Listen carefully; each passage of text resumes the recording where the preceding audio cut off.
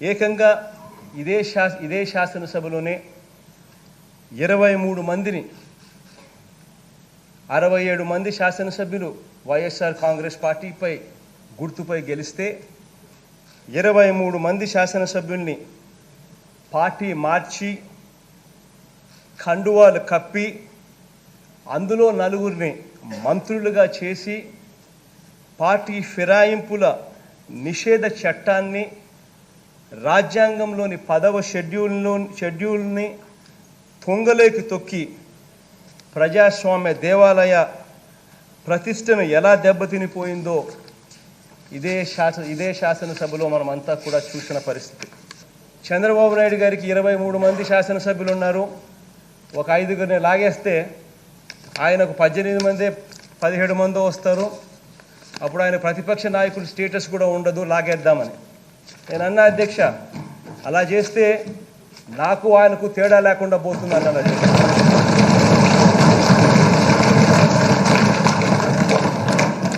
అధ్యక్ష. ఇక్కడ ఇదే శాసనసభలో నేను ఇంకొకటి కూడా చెప్తా ఉన్నా అధ్యక్ష, అటువంటిది ఎక్కడైనా జరిగితే అటువంటి ఆ పార్టీ నుంచి ఎవరైనా మేము తీసుకుంటే, ఆ పార్టీలో నుంచి మేము ఎవరినైనా తీసుకుంటే వారిని ఖచ్చితంగా రాజీనామా చేయించిన తర్వాతనే తీసుకుంటామని కూడా గట్టిగా చెప్తా ఉన్నాం అధ్యక్ష. అలాంటిది ఏదైనా పొరపాటున జరిగితే నేను మీకే విన్నవిస్తున్న అధ్యక్ష, వెంటనే డిస్క్వాలిఫై చేయండి అని కూడా మీకే విన్నవిస్తా ఉన్నా అధ్యక్ష. ఇటువంటి గొప్ప గొప్ప ప్రాక్టీసులన్నీ మళ్ళీ శాసనసభకు మళ్ళీ వస్తాయని చెప్పి సంపూర్ణంగా నేను నమ్ముతూ, మీరు ఆ పని చేయగలుగుతారని చెప్పి సంపూర్ణంగా ఆశిస్తూ మీకు నా అభినందనలు తెలియజేస్తున్నాను అధ్యక్ష.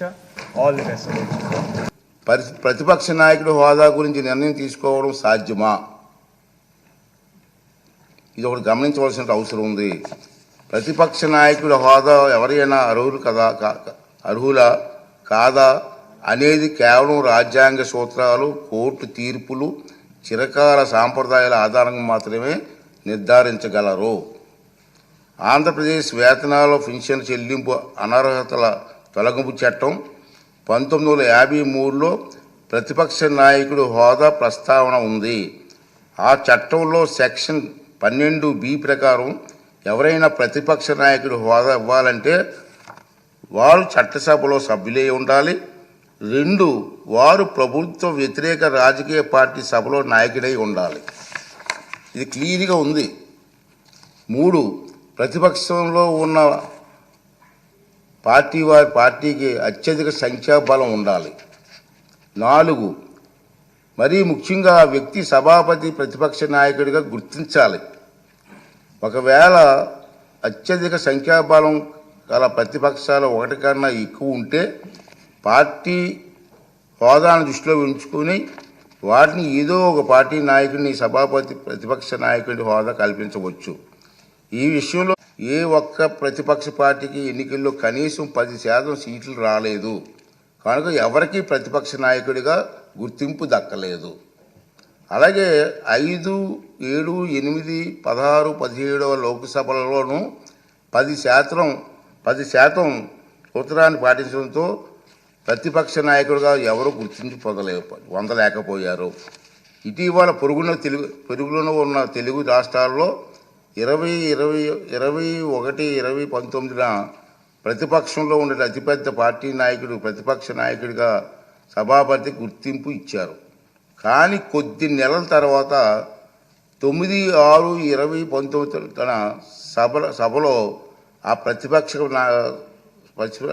ప్రతిపక్షానికి సంఖ్యాబలం 10% కంటే తగ్గిందన్న నిర్ధారణకు రాగానే సభాపతి ప్రతిపక్ష నాయకుని ఇచ్చిన గుర్తింపును ఉపసంహరించుకున్నారు. అలాగే 8వ లోక్సభలో తెలుగుదేశం పార్టీకి 10% సంఖ్యాబలం లేకపోయినా ఉపేంద్ర గారిని ప్రతిపక్ష నాయకుడిగా గుర్తింపు లభించిందన్న మాట కూడా అవాస్తవం. మనం మాట్లాడుతున్నాం టీవీలో ఉపేంద్ర గారికి ఇచ్చారు కదా మీరని, అది వాస్తవం కాదు. రికార్డ్ అంతా వెరిఫై చేయించాను, అది వాస్తవం కాదు. ఉపేంద్ర గారు ఆనాటి సభాపతి టీడీపీ గ్రూపు నాయకుడికి మాత్రమే నిర్ణయించారు. దాన్ని ఇతను ఇష్టం వచ్చినట్టుగా అవాస్తవాలు మాట్లాడే పరిస్థితికి వచ్చింది. ఈ వాస్తవాలను సాంప్రదాయాలను దృష్టిలో ఉంచుకుంటే 175 మంది సభ్యులున్న నేటి ఆంధ్రప్రదేశ్ శాసనసభ అతిపెద్ద ప్రతిపక్ష పార్టీకి కనీసం 18 మంది సభ్యులు ఉంటే తప్ప ప్రతిపక్ష నాయకుడి హోదా రాదని అందరికీ అర్థమవుతుంది. ఈ నిబంధనలు సాంప్రదాయాలు ఉదాహరణలో జగన్మోహన్ రెడ్డికి తెలియదని చాలామంది అనుకుంటున్నారు, కానీ తప్పు. తెలుసు.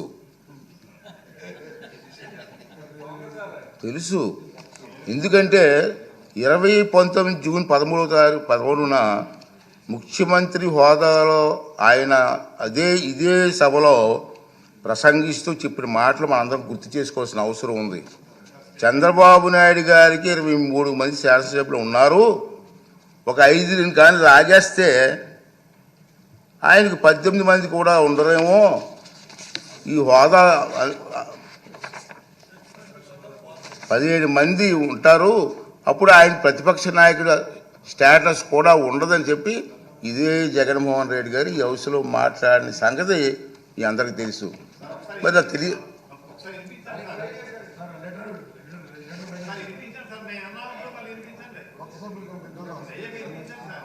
అదే చెప్తాం కదా.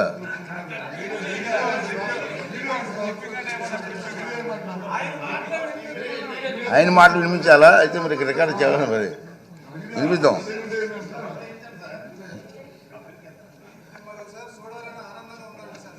అతనే చెప్పారు, ఒక స్పీకర్కు దురుద్దేశాలు ఆపాదించడం సభా హక్కుల ఉల్లంఘన కిందకి వస్తుందని మీ అందరికీ తెలుసు. ఈ పాయింటే. అయినప్పటికీ వైఎస్ జగన్మోహన్ రెడ్డి ఇప్పటి వరకు సాధించిన దుష్ప్రచారాన్ని సంధి ప్రేలాపనలు అంటున్నాను. మా సైడ్ సంధి ప్రేలాపనలు అంటారండి. సంధి ప్రేలాపనలను పరిగణలోకి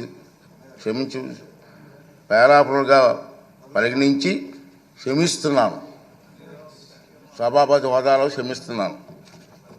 ఈ ధోరణి ఇలాగే కొనసాగితే భవిష్యత్తులో ఎలాంటి చర్యలు తీసుకోవాలనేది ఈ సభలోని సభ్యుల సమిష్టి విజ్ఞతకు వదిలేస్తున్నాను. రూలింగ్ అవునండి, మీరు సభాపతి చేశారు కదా.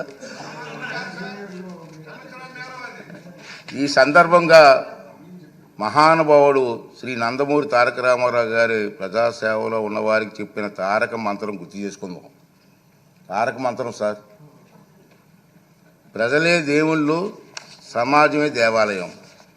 ఈ శాసనసభ ప్రజలు అనేక దేవుళ్ళు నేరుగా ఎన్నుకున్న దేవాలయం. మళ్ళీ ఒకసారి రిపీట్ చేస్తాను, ఈ శాసనసభ ప్రజలు అనే దేవుళ్ళు నేరుగా ఎన్నుకున్న దేవాలయం.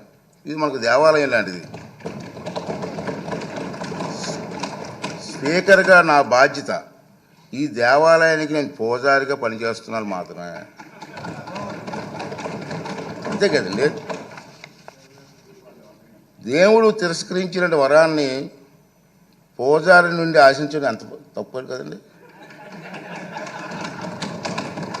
దేవుడి నిర్ణయం 11 మంది ఇచ్చాడు, నన్ను ఏం చేస్తాను, పూజారికి నేను ఏం చేయగలను?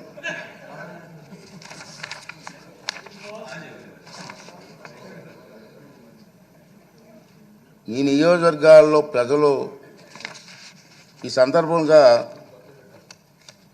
వాళ్ళ సభ్యులు కూడా రావట్లేదు, మీరు చూస్తూనే ఉన్నారు. ఈ సందర్భంగా సభకు దూరంగా ఉంటున్న సభ్యులకి నా విజ్ఞప్తి ఏంటంటే, మీ నియోజకవర్గాల్లో ప్రజలు మీకు ఇచ్చిన గౌరవాన్ని, బాధ్యతను గుర్తు చేసుకోండి. మీకు సభకు దూరంగా ఉంటే మీ నియోజకవర్గాల సమస్యలు సభలో ఎవరు ప్రస్తావిస్తారు? వాటికి పరిష్కారాలు ఎలా సాధిస్తారు? ఈ బాధ్యతను గుర్తించి మిమ్మల్ని నమ్ముకున్న మీ ప్రజల గొంతు వినిపించడానికి సభకు హాజరు కావాలని రాజ్యాంగం మీకు అప్పగించిన బాధ్యతను సమర్థవంతంగా నిర్వహించాలని విజ్ఞప్తి చేస్తున్నాను. నమస్కారం. ఈ రూలింగ్ తాలూకు ఇంగ్లీష్ కాపీని కూడా సభ రికార్డులో భాగంగా ఉంటుందని చెప్పి సందర్భంగా మనం చేస్తూ మీ అందరి దగ్గర సెలవు తీసుకున్నానండి. ఈ రూలింగ్ ఇవ్వాలనే ఉద్దేశంతో దీన్ని తెర వేయాలి, ఎక్కడో తెర వేయకపోతే పబ్లిక్ అందరికి తెలియాలా, అందుకే సామాన్యులకు అర్థమైన విధంగా చెప్పాలనే ఉద్దేశంతో నేను ఈ టైం తీసుకోవడం జరిగిందని చెప్పి మనం చేస్తూ